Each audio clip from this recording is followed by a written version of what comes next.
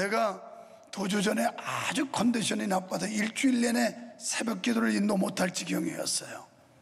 지난주에 우리 부부성장학교 24기 졸업여행차 필리핀에 갔다 왔는데 오히려 힐링이 돼서 와서 지금 정상 회복을 해가지고 얼마나 컨디션이 좋은지 몰라요. 목소리는 그날 돌아와서 금요 기도를 워낙 세게 했기 때문에 이 정도인데 그래도 괜찮죠? 들을만 하죠? 뭐 오늘 이삼영 장로님 대표 기도했는데 그 목소리 하나 부럽더라고. 얼마나 아주 까른 목소리로 쫙 낭낭하게 하는데 목사 목소리보다 훨씬 좋다 그랬는데, 이번 여행 중에서 결혼 주례를 9쌍을 했는데요, 우리 팀들은 가면 필수 코스가 민도로라고 하는 섬에 가서 스노클링을 해요. 그래서 결혼 주례에서 하다가 여기 커플들 민도로 섬에 가본 사람 손 들어보라니까 아무도 없어요. 아니 등잔 밑이 어둡다더니 그것도 못 가봤느냐고. 좋다고 결혼식하고 내가 여행 보내주마 100만 원 줄 테니까 다 가라고. 그랬더니 막 신혼도 아니지 구원부부지, 구원부부 묵은 부부들인데 막 좋아가지고 난리가 났어요. 거기 사회 보던 학교 선생님들이 있었는데 이 사람들이 강중희 선교사한테 우리 커플도 좀 데려가 달라고, 우리도 못 봤다고 그러니까 no, 안 된다고 그랬어요. 마치고 나더니 나한테 오더니만 목사님 우리도 가고 싶다고 그래서 yes, okay, 가 그랬더니 막 목사님 최고라고. 야, 돈 100만 원 가지고 진짜 기마 있으니까 기분 좋아하더라고요. 돈 벌어도 언제 써요? 이런 때 쓰는 거예요. 우리 속담에 개같이 벌어서 정승같이 써라 이런 말이 있어요. 열심히 땀 흘려서 모은 돈 보람 있는데 멋지게 쓰는 거예요. 멋지게. 오늘 뭐 인터뷰도 들어봤지만 이번 여행 중에 하여튼 저는 수영장에서 1시간 동안 웃은 게 1년 동안 웃은 것보다 더 많이 웃었습니다. 아주 창자가 아플 정도로 웃었어요. 너무너무 재밌어가지고 얼마나 웃었던지. 웃고 나니까 건강을 회복했어요. 다시 옆 사람하고 웃어봐요. 인상 쓰는 인간은 빨리 죽을 거예요. 그냥 활짝 웃는 사람은 오래가고. 그런데 컨디션을 찾았다니까요. 내가 지금까지 36년째 목회하면서 이번에 갔던 우리 어떤 집사님만큼 때가 요만큼도 안 묻은 그렇게 순수하고 깨끗한 집사님 처음 봤어요. 해외라고는 이번 여행 때문에 여권 내가지고 비행기라고는 처음 타봤어요. 에버랜드 가서 이렇게 뜨는 비행기 말고. 그래가지고 갔는데 아주 재미있는 에피소드가 있었는데 그중 우리 일행 중에 또 사진 찍기 좋아하는 집사님이 있어요. 근데 이분이 사진 찍다가 그만 소변을 보고 지퍼를 안 올려가지고 지퍼가 내려가 있는 거예요. 팬티 색깔도 보였다 말았다 하고. 근데 이 남자 집사님이 그냥 집사님 지퍼 올리세요 이러면 되는데 지퍼 올리라는 숫기가 안 나가지고 가가지고 왔는데 어쩌려고 이래요, 어쩌려고 이래요. 계속 쫓아다니면 옆에 기다리고 어쩌자고 이래요. 여기 있어요 그분.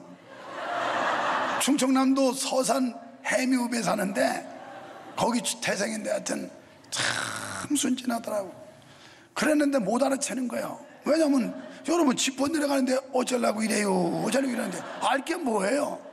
그래도 그 집사님은 또 여자 성도들 보고 여사님들 폼 잡으세요, 자 포즈를 취하세요 막 이러면서 쪽 벌어진 것도 모르고 막 이러고 다니는. 그러니까 또 안타까워 쫓아가서 옆에 귀에 대고 어쩌자고 이래요, 어쩌자고 이래요. 한참을 이렇게 했더니 나는 그 현장을 못 봤는데 들어만 봐도 너무 재밌는 거야. 이게 완전 스타 됐어요. 그분 스타 됐어요. 그래가지고 호텔 수영장에서 1시간 정도 시간이 있어서 수영을 하고 우리 게임을 하고 그랬는데 여기 성가대에 있는 어떤 집사님 성씨는 안씨인데 아유 얼마나 센지 남자들 닭씨름해서 수영장에서 다 이겼어요. 그러니까 그 집사님이 보다가 또 의부는 있어가지고 저쪽에 계단에 앉아있더니 갑자기 아니 무슨 남자들이 여자한테 다 지느냐고 그러면서 다리를 들고 수영장으로 뛰어들어가서 팍팍팍 뛰다가 키가 좀 작은 편인데 제 불에 지서 지가 빠져버렸어요. 붙어도 못 보고. 아유, 나는 얼마나 배꼽을 잡고 웃었는지. 실컷 웃고 났더니 일정은 무지하게 빡빡한 일정이었고, 제가 운전해서 봉고차에다가 모시고 다니려고 빡빡했는데도 그냥 힐링이 되니까, 아니 이 컨디션이 정상으로 회복되더라니까. 그래가지고 지금 하나도 안 힘들어요. 지금은 얼마나 좋은지. 참 이번 여행 중에서 너무너무 즐거운 시간들이었어요. 누구하고 여행하느냐가 그렇게 중요하고, 아까 그 교회 하나 나왔는데, 이건 제가 몇 년 전에 환갑이 됐을 때 뭐 공식적으로 안 하기 때문에 어떤 분들이 뭘 주고 싶어가지고 삐죽삐죽 하는데 받지도 못하고 안 받지도 못하고, 그게 2시간 받으라고요. 안 주는 사람이 나쁜 사람이지, 주면 받으라고요. 받아가지고 거기다 보태가지고, 그래가지고 우리 아들 며느리 이름으로 기념교회를 세웠어요. 거기를 방문해서 물어봤습니다. 지금 여기 성도가 얼마냐고. 3월달 돼야 1년이에요 만. 그런데 70명 될 때 지어줬는데 지금 200명으로 1년 만에 부흥을 했어요. 얼마나 재밌는지 몰라요. 우리가 작은 노력을 지원했는데 그 교회가 70명짜리가 1년 만에 200명으로 부흥됐고, 그 옆에다가 자기가 또 이렇게 추가로 교육관을 오피스하고 달아냈어요. 자기들이 정축을 하고. 우리 사위도 있지만 우리 딸 사위는 그보다 먼저 자기들 아파트 대출 받아가지고 헌금해줘서 했는데, 거기도 지난번에 가봤더니 옆에다가 또 정축을 해가지고, 이야 얼마나 신나는지 몰라요. 돈 많이 버세요. 벌어서 이런 데 쓰세요. 여러분 인생 그렇게 사세요. 아웅다웅 짜증나게 그렇게 살지 말고 정말 기분 좋게 살아보세요. 기분 좋게. 하나님의 은혜가 함께하기를 축원합니다. 악처에 시달린 반색이라고 하는 유머예요. 사탄이 들어왔더니 사람들이 겁나가지고 다 나가버렸는데 노인 한 사람만 남았어요. 사탄이 말합니다.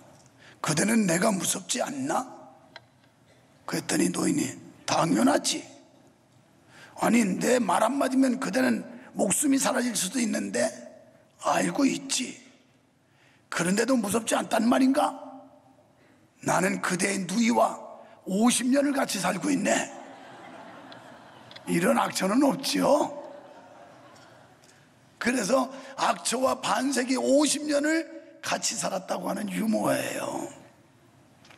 여러분 오늘 본장은 한 나라의 권세자, 지도자와 그리고 한 가정의 가장이 어떻게 해야 나라가 평안하고 안정되고 가정이 화목하고 행복한지에 대한 교훈을 주는 말씀, 2가지의 큰 주제를 가지고 우리에게 교훈하는 게 오늘 잠언 29장의 말씀입니다. 그렇습니다. 나라가 평안하고 백성이 행복하려면 왕을 잘 세워야 합니다. 때문에 왕으로 세움받은 지도자는 나라를 안정시켜야 될 책임과 백성들을 평안케 해야 될 책임과 그리고 행복하게 해줘야 될 책임이 있는 겁니다. 그래서 지도자가 이런 충족을 시켜주지 못하면 비난받고 지탄받는 거예요. 이런 걸 못한다면 지도를 하지 말아야 되고 지도자가 되지 말아야 되는 겁니다. 마찬가지로 가정에서 가장의 역할 또한 매우 중요함을 말씀하고 있는데, 가정은 하나님께서 주신 최소 단위의 사회입니다. 또한 우리는 가정을 작은 교회, 작은 천국으로 만들어 가야 하는 것입니다. 오늘 우리는 본문에서 공의로운 나라와 가정을 이루라는 명령을 듣게 됩니다. 먼저 공의로운 나라를 세우려면 공의로운 지도자를 세워야 합니다. 29장은 왕과 관원이 공의를 행함으로써 나라를 견고히 세울 것을 교훈합니다. 권세 있는 자들이 공의를 행하면 백성들은 즐거워하고 그 통치를 견고하게 한다라고 말씀합니다. 하지만 권세자가 불의를 저지르면 많은 사람에게 해악을 끼칠 뿐 아니라 그 권세도 오래가지 못한다는 사실을 명심해야 합니다. 특히 권세 잡은 자들이 공의를 행해야 할 이유는 모든 권세가 공의의 하나님께로 비롯되었기 때문입니다. 로마서 13장 1절 이하에 보면 이 세상의 모든 권세는 하늘로부터 주어진 것이다라고 말씀하고 있습니다. 그런데 그 권세 잡은 자가 자기의 욕심만 채우고 백성을 다스림에 있어서 사국기행한다면 그 휘하에는 아첨꾼, 몰입애들만 모여들게 되어 있는 겁니다. 우리 속담에 윗물이 맑아야 아랫물이 맑다는 속담이 있습니다. 적어도 리더, 권세자들, 권력을 잡은 자들이 잘해야 그 아래도 맑게 내려갈 수가 있다는 겁니다.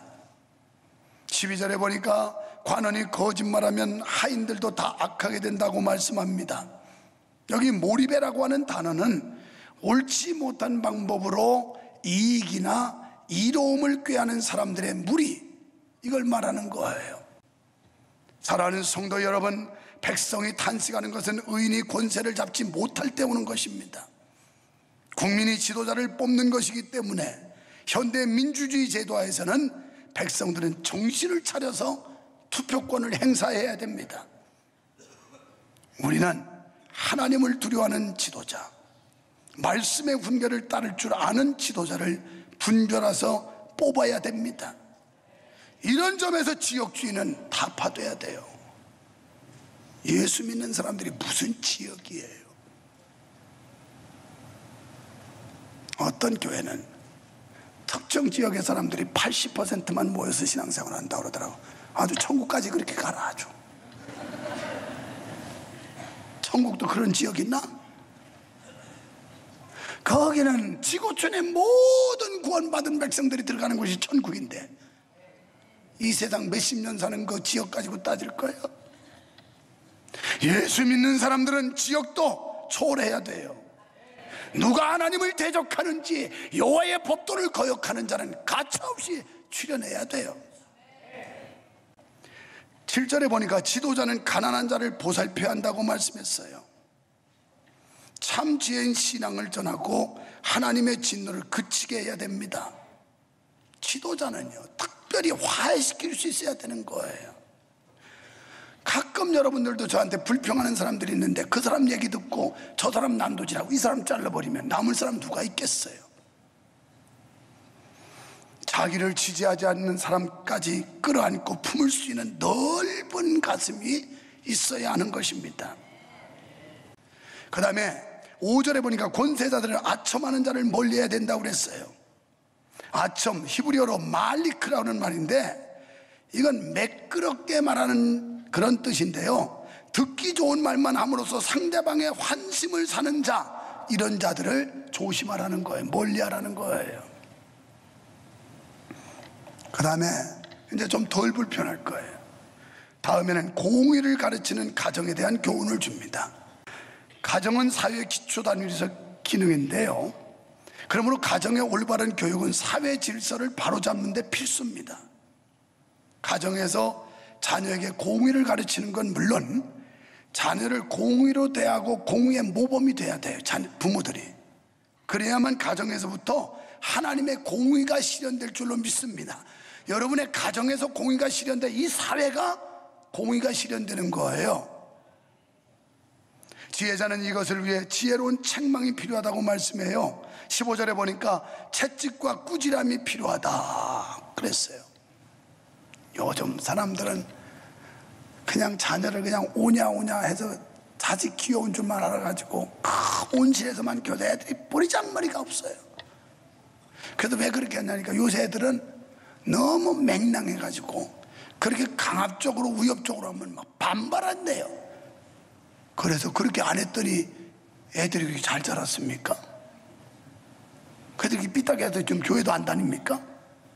그렇게 오냐 했더니 신앙생활을 그렇게 자식들이 잘합니까? 따끔하게 혼을 내야 돼. 따끔하게. 공부는 좀 거꾸로 1등해도 내비두고 신앙생활은 잘못하면 아주 따끔하게 채찍을 가하고 책망을 하고 그래서 믿음생활 잘하게 만들어야 돼요. 그럼 하나님이 책임져 줘요. 하나님이. 할렐루야. 내일 새벽부터 좀 시켜봐요. 특별 새벽기도 우리 전통적으로 하는데, 내일 부모님들이 이제 자기 자녀들을 데리고 오려면 부모가 또 와야 되니까 자기가 귀찮으니까 안 하는 거야. 이게 모범을 보여야 되는데, 그러지 말고 부모들이 그냥 어린이 유아할 것 없이 그냥 다 들쳐업고 안고 거기서 훈련을 해야 되는 거예요. 이스라엘 백성들은 그렇게 훈련을 시키는 거예요. 직접 몸으로 체감을 시키는 거예요. 장막자리 되면 멀쩡한 집 놔두고 나가가지고 광야에서 천막 치고 살고, 6월절이 되면 갑자기 12시에 애들 깨워가지고 막 쓴나물 먹이고 허리띠를 메고 우리 조상들이 출애굽할 때 이렇게 했다, 이걸 훈련을 시키는 거예요. 그러니까 글쎄요, 그 사람들 다 해봤자 인구가 1000만도 안 되는 그런 국가예요. 작은 국가. 그런데도 세계 최강의 나라예요. 그 민족성이라는 게 보통이 아니에요. 왜? 하나님이 그들을 쓰시고 지켜주기 때문에 그래요.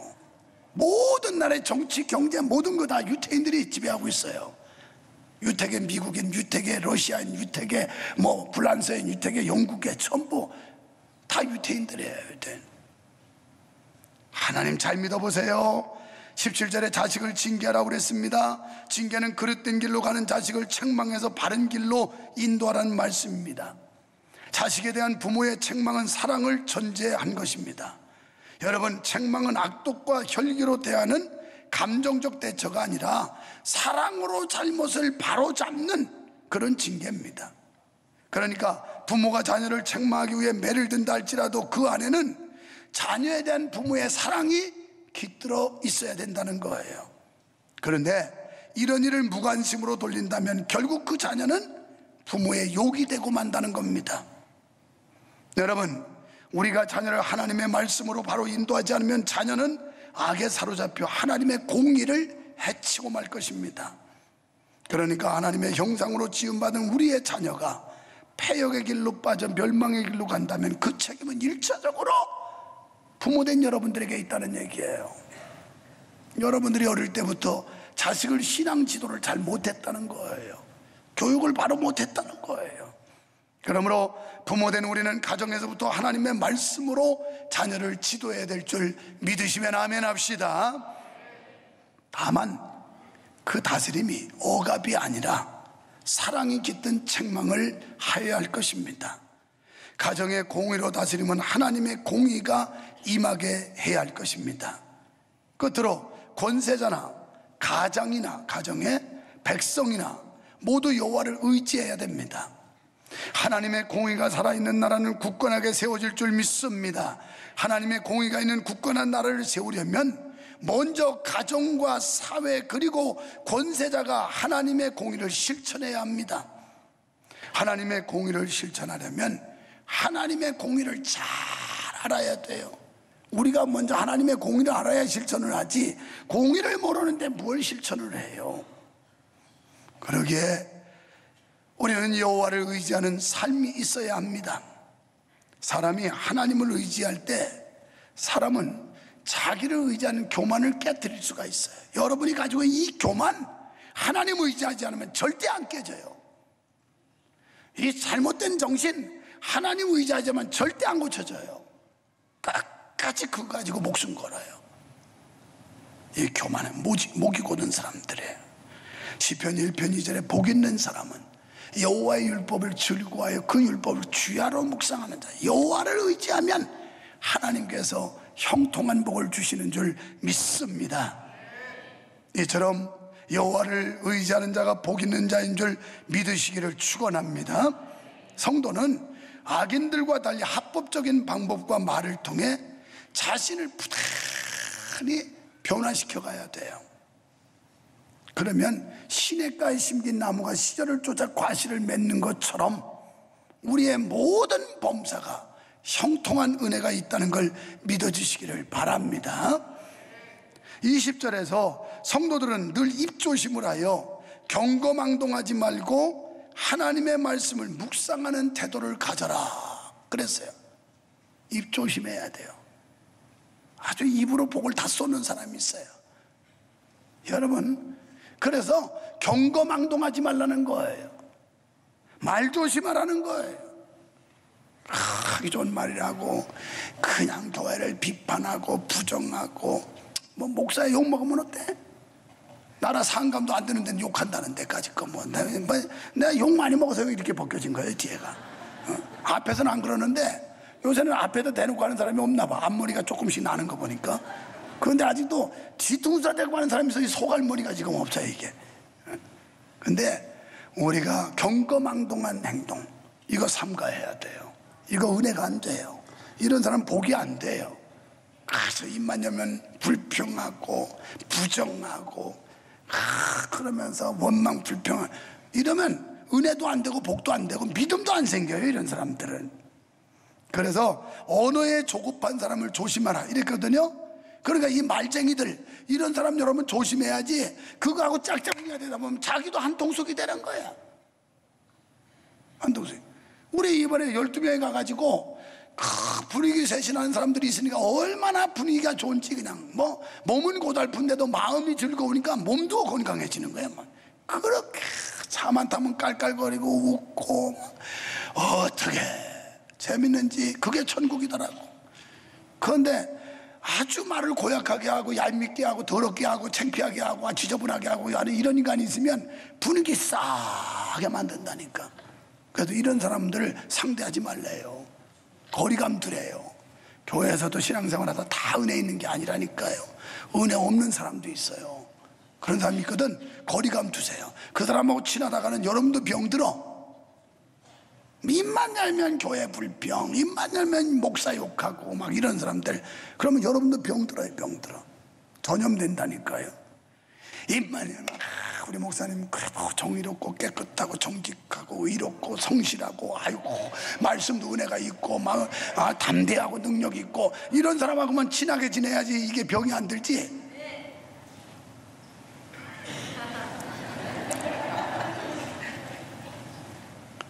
그 다음에 26절에 보니까 세상의 모든 일은 하나님의 섭리대로 된대요. 하나님의 섭리. 그래서 우리는 하나님 앞에 기도해야 될 줄 믿습니다. 그러므로 눈앞에 보이는 사람을 두려워하지 말기를 바랍니다. 보이지 아니하시는 전능하신 하나님만 두려워하시기를 축원합니다. 하나님의 통치를 믿고 환난과 핍박이 있더라도 담대하게 하나님만 의지하고 힘차게 나가시기를 축원합니다. 그리하면 하나님의 의로운 오른손이 우리 교회를 붙드실 것이며 여러분의 가정을 붙드실 것이며 여러분 자녀를 붙드실 것이며 여러분을 인도해 주실 줄 믿으시기를 바랍니다.